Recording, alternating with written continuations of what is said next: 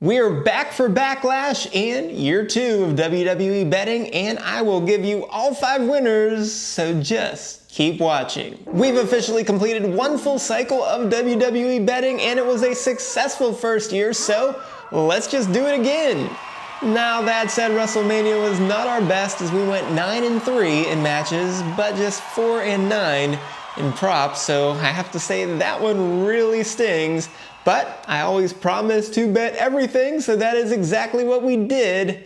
And I guess sometimes that's not always a good idea, but we will note that there were 2 voided matches with both Rey Mysterio and Bayley getting replaced in their matches. Now there were 4 hard matches because we had 4 matches with favorites with longer than -200 odds, and unfortunately we missed 3 of those, and I am upset about both of the outcomes of the triple threat matches, both on the women's and the men's side, because I had Bianca and CM Punk, and of course Io Sky and Seth Rollins won. And so I think I was playing chess and they were just playing checkers, but unfortunately we need to learn from what they're doing and not what I think would be much better. So if they're telling us an obvious story, I guess we just need to go with it sometimes.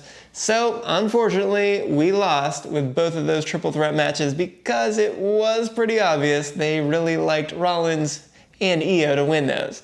Now for Tiffy and Charlotte, that was a true pick'em at -120 each, and it was deserved. Now I don't blame them for going with Tiffy because they raised up the new talent here, and I'll be honest, my Charlotte pick was actually a hedge bet, because since WWE went to 2 women's titles, they never had both of them changing hands at a WrestleMania.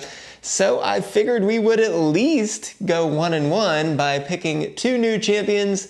Well, they swerved me on that one, and it cost me in my record. Now we are going to reset the stats going forward, but as of WrestleMania 41, we went 62-15 in my picks to win, which was 80.52%, and 58-49 in picks to bet, so that was 75.32%. I will say my goal was 80%, and I guess I kind of hit that one way, but kind of was just a little bit off another way. But unfortunately, our props were tanked at WrestleMania by going 4-9, so we ended at 25-17, which was 59.52%. So we obviously have much to improve there this year, if they even give us any, because they aren't going to give us any for Backlash. So with that, let's go to our brief history for Backlash, and champions were 3-1 last year, so now they are 21-4 in all title matches since 2017.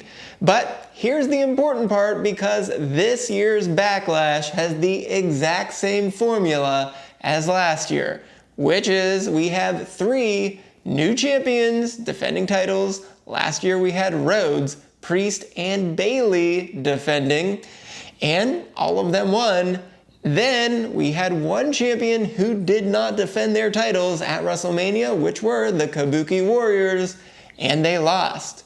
So we have the same thing happening here, so let's talk about those 4 title matches. First, we'll start with the Intercontinental title, and Dominic Mysterio is at -1250 for a 92.59% implied probability, while Penta is at +550 for a 15.38% implied probability. So why Dom here? He's our favorite, and WWE already gave this one away because AJ Styles went to the Judgment Day's clubhouse and he said he's coming for whoever wins this match, and well, he didn't tell Penta that. So we already have Finn Balor set for a match against Styles on Raw, and at the same time we had Chad Gable interfere with Penta, so they're clearly setting our sights on Penta getting away from the IC title and going after Gable next.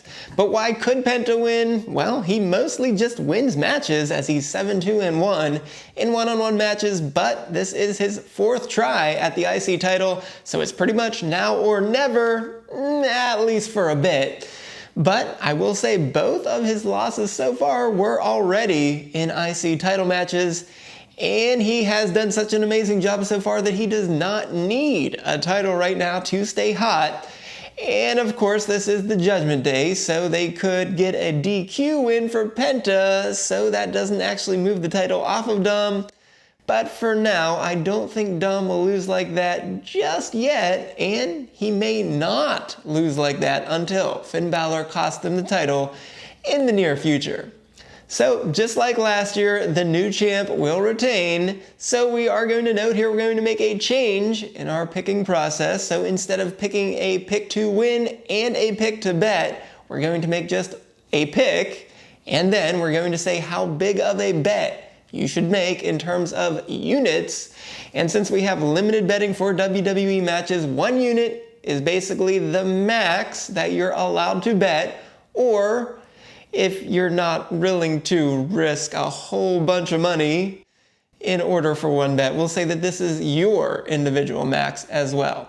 So in this case, we will pick Dominic Mysterio as our pick, and we will say to bet a full unit on picking Dom. Match number 2 is our undisputed WWE Championship between John Cena at -5,000 for a 98.04% implied probability against Randy Orton at +1,200 for 7.69%. So why John Cena here?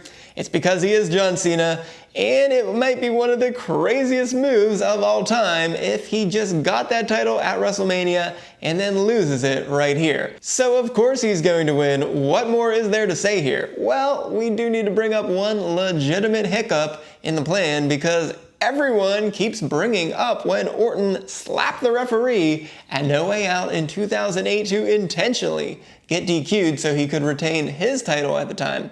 And there is a very real chance that they could go to this well yet again and reverse the roles, which would give Cena his payback for that and intentionally take a DQ loss here to retain that title.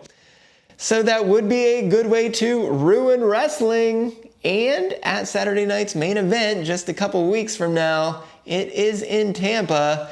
And so having a DQ here would make a great reason for Cena to have to defend that title again against Orton in Tampa, where he currently resides. So the WWE has an article out that says those two have met 21 times in one-on-one matches, and that 2008 No Way Out match was just the 6th of those 21 matches, so a lot has happened since that particular match.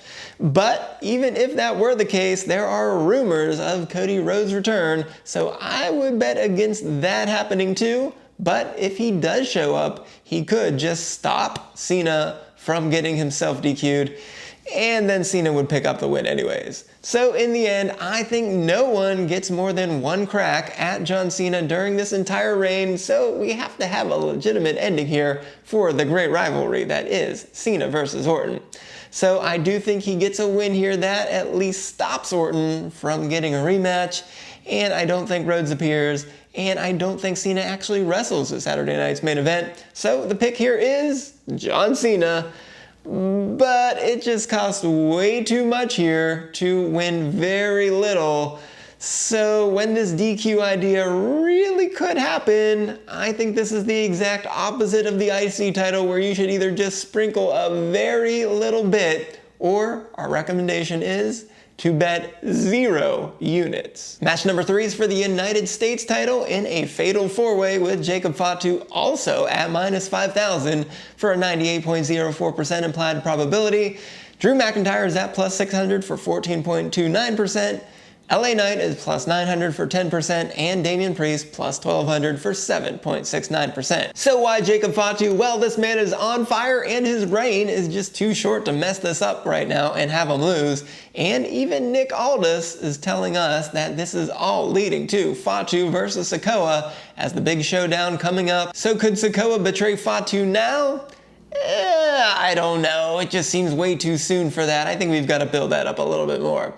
And I would simply consider this to be old school booking instead, with with two sets of feuds walking in together, and when they walk out, well, they just change opponents, because I think we're going to walk out with Fatu versus Priest and Knight versus McIntyre.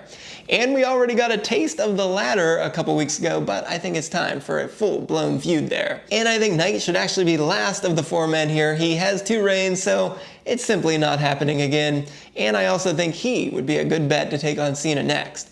And I actually like Priest a little more than I like McIntyre here, because theoretically, if Fatu gets a rematch, it should be against him, because that makes more sense, because Fatu is still a heel for now and he should go up against the babyface. So in the end, basic logic prevails, and it's just too early to take this off of Fatu, so Fatu is our pick. But the odds are just too short with too many opponents to give this a full unit, so we'll make it a half unit bet. And our last title match is the Women's Intercontinental Championship with Becky Lynch at minus 5,000, 83.33% versus Lyra Valkyria, who is the champion as the underdog at plus 300 for 25%. So why should Becky win here? Well, quite simply, she is the man, and when the man comes around, she comes to win championships. And I picked Becky to win this IC title at WrestleMania 41, all the way back a couple of predictions ago, many months. And that's because I believe that she wants to be the first new Grand Slam champion under the same guidelines that are used for the men. So she's got to win this one first in order to get there, and I do ultimately think the goal here is to make Lyra a bigger star, and they are already accomplishing that. And to get a cheap win here to take the title and make Lyra look even more sympathetic, to go with her already impressive in-ring acumen, well, I think that is the way to get her eventually to come back on top, and a way to make her go to the next level. But it does all have to start here with Becky winning. So why could Lyra win here? Well, beating Bex would be the big time here. And she has been more than handling her own so far, because if WWE wants to repeat that Tiffy versus Charlotte playbook to improve Lyra's stock, well, it's right there sitting in front of them. And Lyra did stand tall over Becky on Raw, which we do like, but we can no longer overplay that hand anymore because it bit us in the butt, as we just saw Seth Rollins still win at Mania despite destroying both of his opponents before WrestleMania. But we will still call it a small factor at least. Now, plus, this also perfectly aligns with last year, because just like Jade and Bianca beat the Kabuki Warriors, this is a big chance to get a title change here, and they're simply not going to let us down. So Becky Lynch is our pick, and we're giving it a full 1 unit endorsement. And finally, in our only non-title match, we have Gunther at minus 1,500 for 93.75%, taking on Pat McAfee at plus 600 for 14.29%.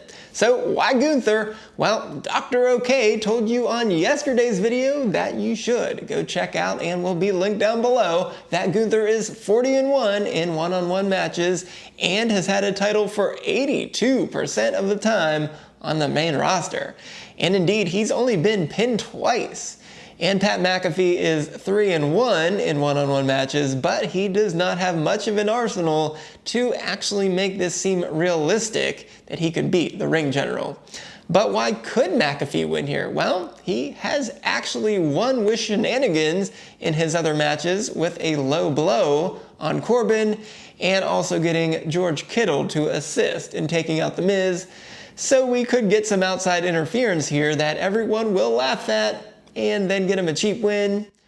Or we could have Gunther just be too enraged that he is overly aggressive and gets himself DQ'd in some way. And for that, I want you to think back to Jacob Fatu with all of his hip attacks against Braun Strowman at Saturday night's main event.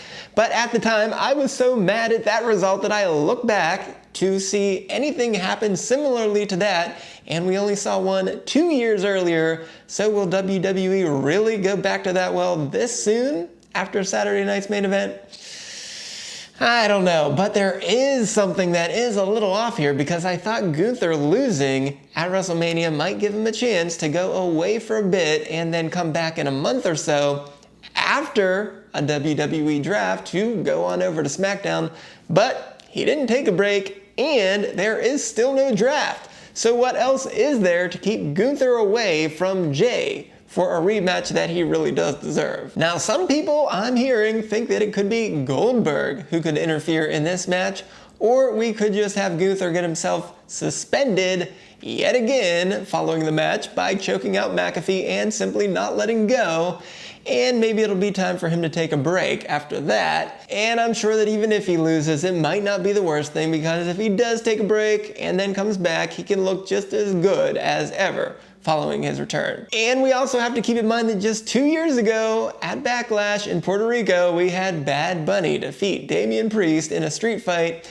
And while Bad Bunny and Pat McAfee are not quite in the same category of celebrity matches, McAfee still clearly rarely wrestles, so we might not want to have McAfee to lose and then just show up on Raw on Monday as a loser. But I can't think of a good reason why he would take a break right now himself, because we know he'll be gone when football comes around, so we don't really need him taking a break due to being injured in this match right now.